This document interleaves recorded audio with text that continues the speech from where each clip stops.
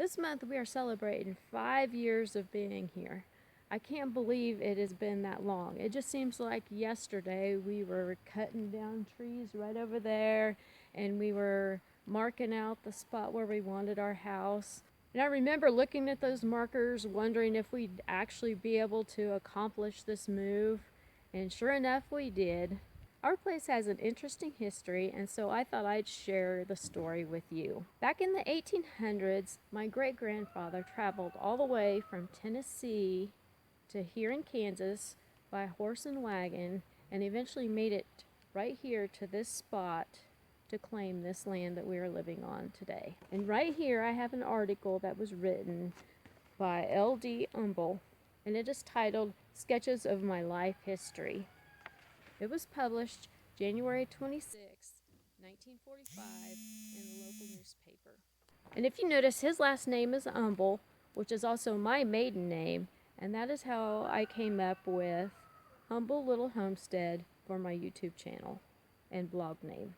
According to the article, my great-grandfather was born April 11th, 1854, near Calhoun, Tennessee. His father, my great-great-grandfather, was a carpenter by trade.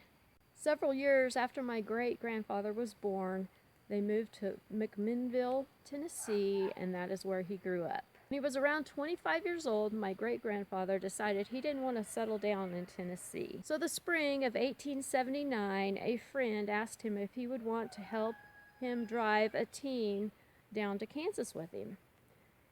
And my great-grandfather agreed, and so they decided to do that. Well, his friend's wife wanted my great-grandfather to get married because she wanted a companion to visit with on the trip here. And so a short while later, he met Sophia Justice, and they were married August 10th of 1879. On September 3rd, they left Tennessee for Kansas, and after traveling about a month and a half, they arrived October 17th in Canton, Kansas. All the people that lived around Canton were pioneer people. Crops were poor and work wasn't to be found. That fall and winter, my great-grandfather had 3 days of work. He spent 2 days building a shed and 1 day repairing somebody's house. And then he also had 7 days worth of work helping to build a barn.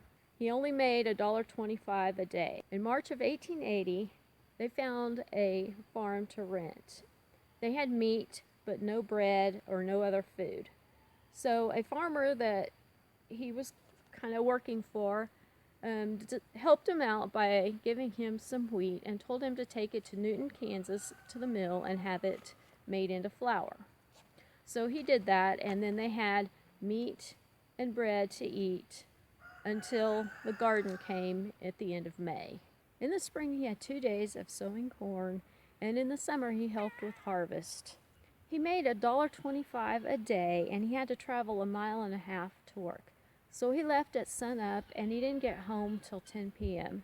And so my great-grandmother had many long days of being home alone. She did her part by tending to the house and garden. The farmer offered to help my great-grandfather buy some cattle and told him that he would sign a note for him to buy some. So he spent $80 on a small herd of cattle. He also plowed 50 acres and sowed wheat. And then later he sold the cattle for $82 and paid off the note. He bought a team of ponies, a wagon, and harnesses, all for $130, plus a cow for $60, on a note from a young man. The wheat made a great crop that year, but unfortunately it rained and the bags of wheat got wet and caused it to sprout, so he was unable to sell it for enough to pay the man back. So he had to go get a loan from the bank. Through the winter, they had no money for coal, so they had to burn corn stalks, straw, and cow chips to stay warm. In 1880, their first child was born, and in 1882, their second child was born. For the next 2 years that followed, they had really good wheat crop. After harvest in 1883, they heard about some homestead land in Pratt County and decided to go check it out. So 7 of them traveled here to the spot to check out the land. They found it to be good land, so they all started their claim and headed back to McPherson to finish up business. Once their business was complete, they packed up their belongings and headed out. They stopped by Hutchinson, Kansas to pick up some lumber so that way they could build their houses. They arrived on their claim here on December 25th of 1883. 7 of them lived in a 10 by 12 foot tent, and they burned blue stem grass in a topsy-turvy stove to stay warm. The grass was as tall as their heads, and they twisted it off, folded it, and twisted it again so that way they could burn it in the stove. 2 twists made the tent hot. At night they would move the stove out, put down their beds, and sleep, and then the next morning they would move the stove back in. After a month, construction on all of the houses was underway, and by spring the houses were complete. And as you can see right behind me, that building right over there was the very first house that was built here. Now that they had a house complete, the next thing they needed was a well.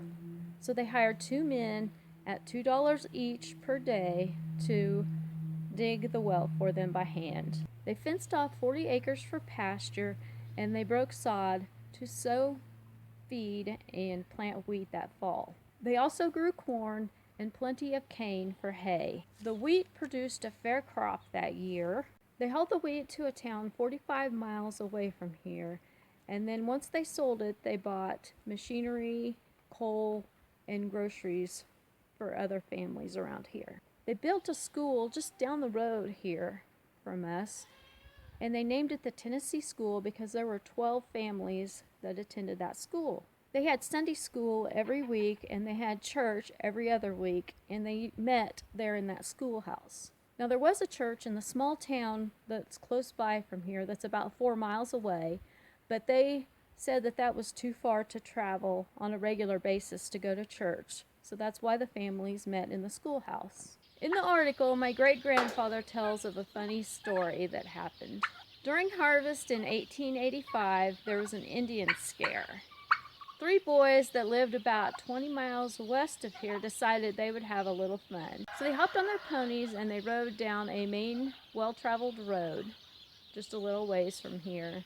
And they hollered that the Indians were coming and they were killing everybody as they came through. The road was 1 mile north of here, and my great-grandfather said he remembers seeing them riding down the road that day. Some people got so scared that they traveled up to 40 miles to get away from here. There were 9 Tennessee families that all lived within a mile and a half of here, and they all got together and decided to camp out in a bunkhouse overnight. 10 years later, my great-grandfather said they hired a young man as a teacher at the school. For some reason, they got to talking about the day of the Indian scare, and it turns out that that young man was one of the 3 boys that did that. Come to find out, the young man said it was all just a joke, but it just didn't turn out near as funny as they thought it would. Back behind me is the barn, which is one of the many things that I love about this place. This right here is an angle square that my great-grandfather had. It was actually his father's that he actually used in Tennessee. He actually used this tool to build that barn right over there. You can't see it, but there are little initials WH inscribed in it, which stand for William Umble, which is my great-great-grandfather. This tool right here is very special to us because of the history behind it and how it was used to build all of the buildings around this area. I really hope you enjoy the history of this place and the story behind it. To us, it makes it even that much more special to be able to homestead on this land. Thank you for watching.